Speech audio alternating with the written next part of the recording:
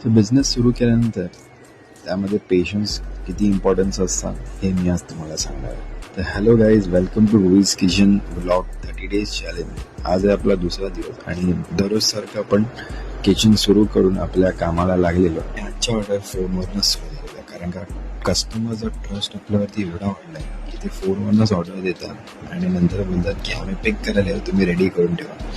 हे ऐकल्यानंतर आपल्याला वाटतं की आपण काहीतरी चांगलं काम करतोय आणि त्याचं फळ आपल्याला ह्या रूपामध्ये भेटतंय.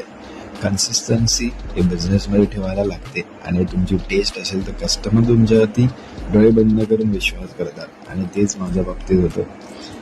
तसेच आपले दररोजचे हॉट सेलिंग प्रोडक्ट सुरूच होते. दुपारी कोल्ड कॉफीज, वेफर पाव, बर्गर, पिझ्झा हे दुपारचे सगळे कस्टमर्स हँडल करून मला जायला लागले दादरला, कारण का आपलं थोडं सामान संपलेलं ते रिफिल करायचं होतं आणि ते आणून लावणं एक मोठा टास्क असतो. मग परत आपल्या कस्टमर्स यायला सुरू झाले. जसे जसे कस्टमर्स होते तसे जसे त्यांच्या ऑर्डर्स प्रिपेअर करून आपण त्यांना देत होतो.